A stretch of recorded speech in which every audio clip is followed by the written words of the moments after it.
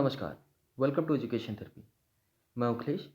दोस्तों, आज हम कुछ चिन्हों यानी सिंबल्स जिनको हम कहते हैं उनके नाम जानेंगे। ठीक है, वो चिन्ह कैसे हैं और उनका नाम क्या है, ये चीज़ें हम आज जानेंगे। चलिए शुरू करते हैं। सबसे पहले ये चिन्ह हम पढ़ ही चुके हैं, अक्सर कहीं ना कहीं देखते ही हैं, हमको पता है। इसको हम कहते हैं जोड़ यानी एडिशन। ठीक है, इस चिन्ह को हम घटाव कहते हैं यानी सब्ट्रैक्शन यानी घटाना जिसको हम कहते हैं। ये है चिन्ह। इस चिन्ह को हम गुणा कहते हैं यानी मल्टीप्लिकेशन।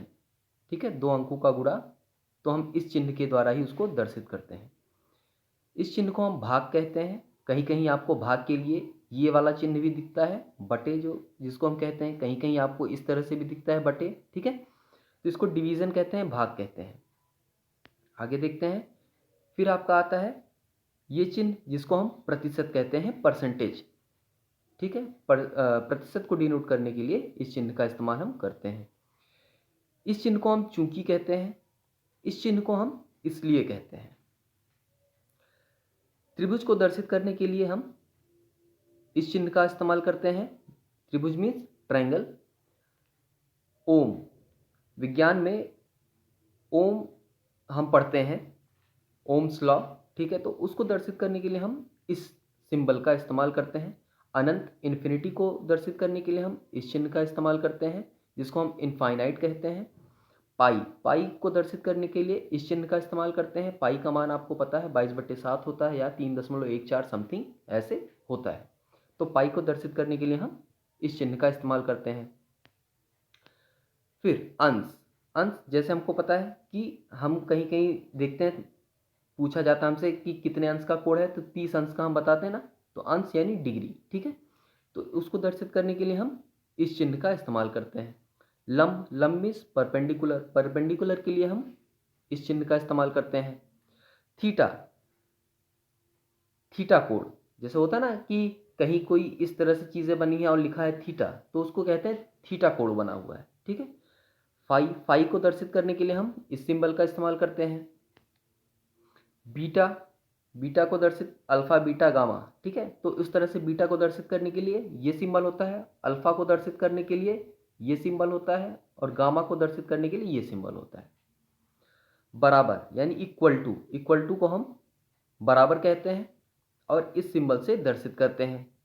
मान लीजिए कहते हैं ना a बराबर b, तो ये सिंबल है बराबर का। नॉट इक्वल टू करना है तो डबल इक्वल टू को काट देंगे, नॉट इक्वल टू हो जाएगा। इसको हम शो करते हैं नॉट इक्वल टू से। फिर वर्गमूल, वर्गमूल निकालने के लिए हम इस सिंबल का इस्तेमाल करते हैं। कहीं भी लिखा होता है √4, तो इसका हम वर्गमूल निकालते हैं, क्या कहते हैं, 2।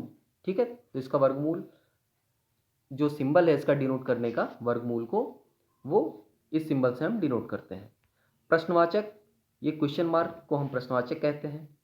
जैसे ही ऊपर हमने अल्फा देखा और बीटा देखा, उसी प्रकार अल्फा को हम इस तरह से डिनोट करते हैं।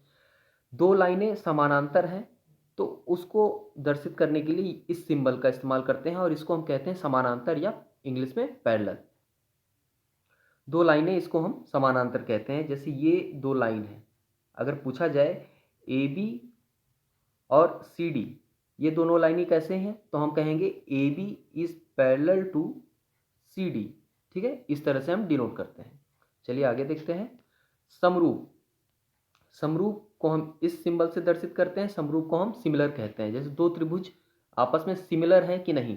ठीक है, जैसे होता है ना, लोग कहते हैं कि जो पुत्र है वो अपने पिता की तरह दिख रहा है, या जो बच्चा है वो अपनी माता की तरह दिख रहा है, तो वहाँ पे सिमिलरिटी होती है। ठीक है, तो सिमिलरिटी हम ट्रायंगल्स में पढ़ते हैं या जो शेप होते हैं, आकार होते हैं, उनमें पढ़ते हैं। तो इस सिंबल से हम समरूपता को लिखते हैं या दर्शित करते हैं। इस चिन्ह को हम अनुपात कहते हैं और इस चिन्ह को हम समानुपात कहते हैं। इस चिन्ह का इस्तेमाल हम और को दर्शित करने के लिए कहते हैं, मतलब a और b, इस तरह से दर्शित करने के लिए हम इस चिन्ह का इस्तेमाल करते हैं। इसके बाद आते हैं हम फैक्टोरियल। फैक्टोरियल को दर्शित करने के लिए हम इस चिन्ह का इस्तेमाल करते हैं। इसको हम एक्सक्लेमेशन मार्क बोलते हैं इंग्लिश में। मान लीजिए इस तरह से कहीं कुछ लिखा हुआ है तो इसको हम पढ़ेंगे 3 का फैक्टोरियल।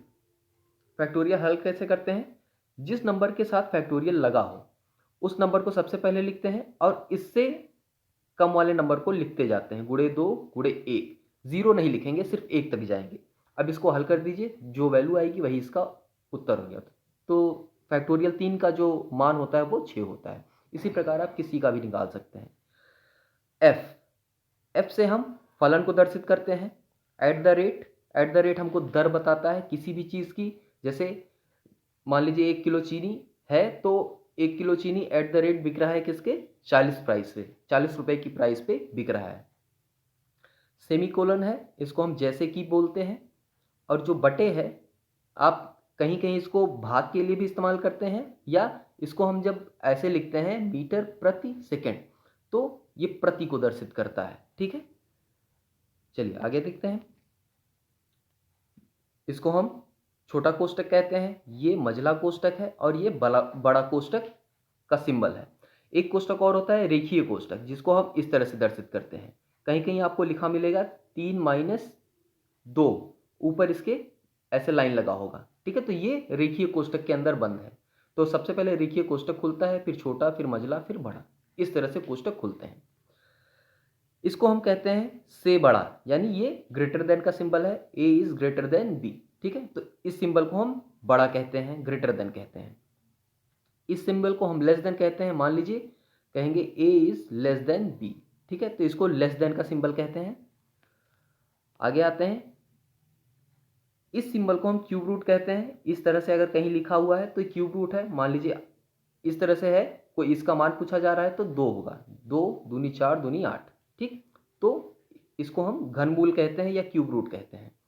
टाउ टाउ का इस्तेमाल भी साइंस में ही होता है। अब आते हैं हमारा ये सिंबल। इस सिंबल को हम सर्वांशम कहते हैं, जिसको हम इंग्लिश में कांगुरेंट कहते हैं। ठीक है, ट्रायंगल्स के या किसी भी शेप को कांगुरेंट सिद्ध किया जाता है इसमें। तो उस अगर वो कांगुरेंट सिद्ध हो जाता है, सर्वांशम सिद्ध हो जाता है, तो उसको हम इस सिंबल से दर्शित करते हैं। इस सिंबल को हम सभी के लिए कहते हैं, यानी ये ऑल, जिसमें सारी चीज़ें सब कुछ आ जाता है। तो सब कुछ दर्शित करने के लिए हम इस सिंबल का इस्तेमाल करते हैं। इस सिंबल का इस्तेमाल हम करते हैं अस्तित्व में, यानी ये चीज़ अभी अस्तित्व में है, ये चीज़ दर्शित करने के लिए हम उल्टा ई का इस सिंबल का इस्तेमाल करते हैं। और अगर इसी ई को बीच में एक लाइन लगा के काट दिया गया तो इसको कहेंगे अस्तित्व में नहीं है। इसको हम कहते हैं कोण। कहीं लिखा होता है इस तरह से एंगल ABC। ठीक है, तो यानी एंगल बी की बात की जा रही है, जो बीच में होता है उसी की बात की जाती है कोण में। तो उसको दर्शित करने के लिए हम इस सिंबल का इस्तेमाल करते हैं। सिग्मा एक तरह से सम का सिंबल है, कंप्लीट जोड़ का सिंबल सिग्मा को हम कहते हैं। इस सिंबल को हम साई कहते हैं। आगे आते हैं, इसको हम डेल्टा कहते हैं। बहुत स्मॉल अमाउंट में जब चेंजेस होते हैं मैथमेटिक्स या फिजिक्स में, आप देखे होंगे डिफरेंशियल में, इंटीग्रल में, तो वहाँ हम डेल्टा का इस्तेमाल करते हैं। डेल्टा कहीं कहीं आपको इस तरह से भी लिखा मिल जाता है, कहीं कहीं इस तरह से भी मिल जाता है। ठीक है, तो इसको डेल्टा कहते हैं। ये है लेमडा, वेवलेंथ होता है, नापते हैं तो उस लेमडा में नापते हैं। इसको हम कहते हैं समानांतर नहीं है। अगर इस तरह से कहीं लिखा हुआ है तो इसको नॉट इक्वल टू कहेंगे, और इस तरह से है तो इसको कहेंगे पैरेलल नहीं है। ठीक है, समानांतर नहीं है। इस तरह से सिंबल है, यानी इस तरह से, तो ये समरूप का सिंबल है, सिमिलरिटी का, और इसको काट दिया जाए तो ये समरूप नहीं है कहा जाएगा इसको। इसके बाद dy/dx को हम अवकलन कहते हैं, यानी डिफरेंशियल। जो हम डिफरेंशिएशन करते हैं उसके लिए हम लिखते हैं ना x dy/dx, तो ये क्या है? डिफरेंशियल है, अवकलन है। इस सिंबल को हम कहते हैं इंटरसेक्शन, यानी जो कॉमन पोर्शन होता है उसको निकालने के लिए जब हम निकालते हैं दो समुच्चयों से तो उसको इंटरसेक्ट करते हैं, इंटरसेक्शन निकालते हैं उसका। और ये है यूनियन, इसको यूनियन कहते हैं, यानी दोनों समुच्चयों में जो कुछ भी है सब कुछ जब हम निकाल एक साथ लिख देते हैं तो उसको यूनियन सिंबल से दर्शित करते हैं। फिर आते हैं इस सिंबल पे, इस सिंबल को कहते हैं सदस्य है, यानी मान लेते हैं कोई सेट है ए, तो इस सेट में ए बी ये इसके क्या होंगे, एलिमेंट है। तो इस तरह से हम इसको दर्शित करते हैं। तो सदस्य है अगर तो किसी सेट का तो ये लिखेंगे, और अगर सदस्य नहीं है तो इसी को हम काट देंगे और कहेंगे उस सेट का सिंबल या एलिमेंट नहीं है। इसको कहते हैं element, element of any set. ठीक है, जैसे ए है और किसने कह दिया कि ए एलिमेंट है कैपिटल ए का, तो ये जो सिंबल होता है ये बताता है कि ये इसके अंदर मौजूद है। और अगर काट दिया जाए तो ये इसका मतलब होगा कि ए इसके अंदर मौजूद नहीं है। ठीक है, डेफ, डेफ का मतलब होता है डिफिनीशन। ठीक है, परिभाषा, किसी चीज़ को परिभाषित करना ही डेफिनेशन कहलाता है। तो उसको डिनोट करने के लिए हम इस लिखते हैं डेफ, सिर्फ डेफ लिख देंगे तो इससे हमें पता चल जाएगा कि यहाँ पे इसकी डिफिनीशन दी है। इस सिंबल को हम म्यू कहते हैं। आगे आते हैं, इसको हम कहते हैं समाकलन यानी इंटीग्रल।